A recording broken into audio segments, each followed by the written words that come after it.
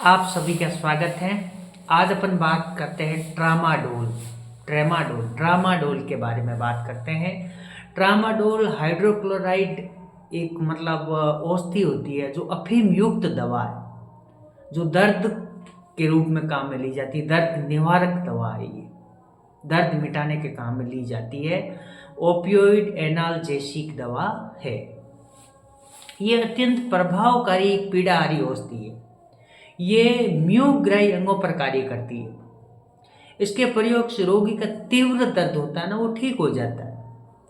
और इस दवाई को मध्यम से अधिकतम तीव्रता वाला दर्द होता है ना, जैसे कैंसर का दर्द है या एब्डोमेन दर्द है या जॉइंट पेन है, कोई गहरा दर्द होता है, बहुत पेनफुल दर्द होता है, उसमें ये उपयोग की जाती है। बहुत तेज दर्द होता है, मध्यम से तेज गति वाला दर्द होता है, उसमें इसका प्रयोग किया जाता है। जैसे कैंसर का दर्द है, कैंसर पेन में इसका प्रयोग किया जाता है। या अधिक तीव्रता वाला कोई नया या पुराना दर्द हो तो इसका प्रयोग किया जाता है। इसके अलावा शल्य क्रिया यानी ऑपरेशन के बाद में जो दर्द होता है उसका निवारण करने के लिए इसका प्रयोग किया जाता है। ये दवा नशा पैदा करती है और कुछ लोग क्या करते हैं, नशा लेने के लिए इसका प्रयोग कर लेते हैं, तो वो प्रयोग नहीं होना चाहिए। इरेक्शन बढ़ाने के लिए भी लोग इसका प्रयोग करते हैं, मदहोश होने के लिए भी प्रयोग करते हैं। काफ़ी नशीली दवा है तो अफीम, कुछ लोग अफीम का यूज़ करते हैं तो वो ना करके इसे यूज़ में लेने लग गए हैं, जो नुकसानदायक होता है, स्वास्थ्य के लिए बहुत खतरनाक होता है, पैरालिसिस तक भी हो सकता है। ये ध्यान रखना है, इस दवाई का फालतू में और अधिक मात्रा में प्रयोग नहीं करना है और लंबे दिन तक भी प्रयोग नहीं करना है। जितना डॉक्टर कहे उतना इस दवा को लेना है, क्योंकि ये एक प्रतिबंधित दवाई है। वैसे डॉक्टर की पर्ची पे ही मिलने वाली दवाई, डॉक्टर का पर्चा नहीं है, पर्ची नहीं है, स्लिप नहीं है, तो आपको ये दवा नहीं मिलती है। फिर भी आप कहीं से ले लेते हैं तो वो स्वास्थ्य के लिए भी हानिकारक है और प्रतिबंधित दवाई होने की वजह से आपके लिए भी हानिकारक है। क्योंकि प्रतिबंधित दवाई पे तो वो बनता है, मुकदमा भी बनता है, भाई ऐसे नहीं ले सकते। और इससे हृदय निष्क्रियता हो ना, जिसका हृदय निष्क्रियता हो या अंतःकंपालीय दाब हो या अति संवेदनता में इस दवा को नहीं लेना होता है, या अस्थमा हो, ब्रोंकोसाइटिस निमोनिया हो तो उस कंडीशन में, या सीओपीडी हो तो उस कंडीशन में ये दवा नहीं लेनी, क्योंकि श्वास को और कम कर देता है, इसलिए इस दवाई का उपयोग उसमें नहीं किया जाता है। ये कैप्सूल के रूप में आती है, टैबलेट के रूप में आती है और इंजेक्शन के रूप में आती है। इंजेक्शन एससी लगता है, आईएम लगता है और आईवी भी लगता है। लेकिन आईवी इंजेक्शन में थोड़ा ध्यान रखना पड़ता है, क्योंकि इसको आईवी इंजेक्शन को डिस्टिल वाटर में डिजोल्व करके लगाना होता है। अगर ऐसे डायरेक्ट आप लेके लगाओगे तो पेशेंट को उल्टियाँ होगी और उल्टियाँ इसकी बहुत खतरनाक होती हैं, रुकती भी नहीं है काफ़ी टाइम तक। और उल्टी रोकने के लिए आप फेनार्जिन इंजेक्शन दे सकते हैं 1 ml आईएम, या उसके अलावा आप पेरिनोरम इंजेक्शन दे सकते हैं। लेकिन आपको ऑन्डेस्ट्रॉन इंजेक्शन इसकी उल्टियाँ रोकने के लिए नहीं लगाना होता है, क्योंकि ऑन्डेस्ट्रॉन इंजेक्शन होता है ना, जोफर, ओसिट्रॉन, तो वो इंजेक्शन नहीं लगाना चाहिए, इसकी ट्रेमाडोल की उल्टी रोकने के लिए। होता कुछ नहीं है, लेकिन होता ये है कि बुखार आ जाता है पेशेंट को, इसलिए वो नहीं देते हैं। बाकी अगर किसी ने गलती से लगा भी दिया है ऑन्डेस्ट्रॉन इंजेक्शन ट्रेमाडोल की उल्टी रुकने के लिए, तो उससे वो कोई बात नहीं इतना, लेकिन यही है कि पेशेंट का टेम्परेचर डाउन आएगा, ये होता है।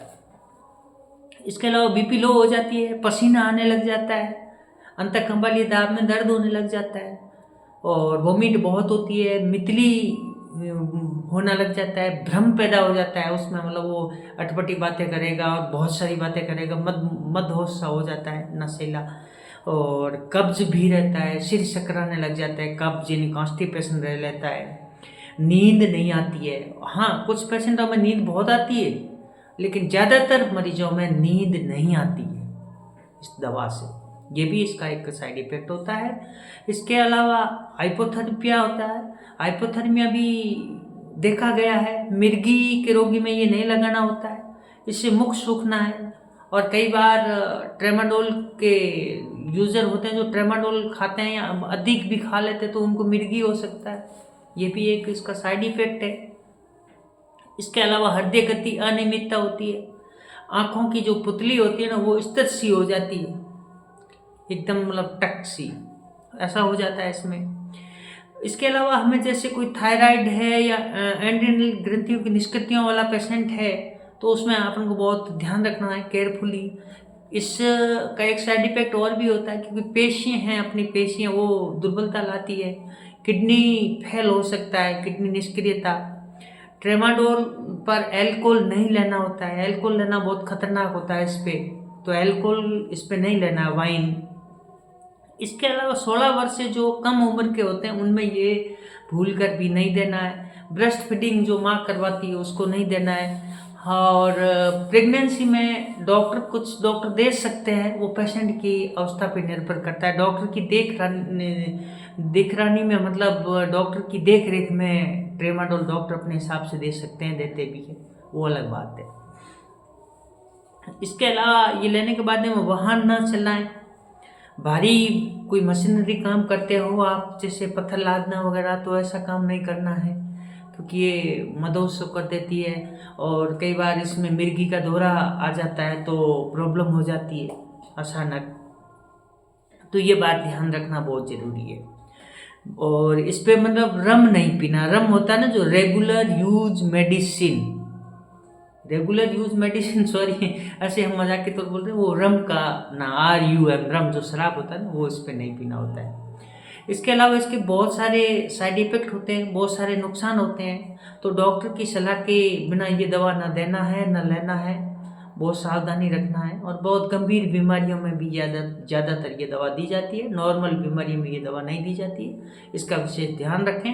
और लंबे समय तक ये दवा नहीं लें डॉक्टर की सलाह के बिना, नहीं तो आपको नशा सा हो जाता है, क्योंकि इसमें अफीम है और फिर आपको इसकी लत लग जाती है। इसलिए ये बात विशेष कर ध्यान रखें। कल फिर मिलते हैं। इसी के साथ आप सभी का पुनः धन्यवाद।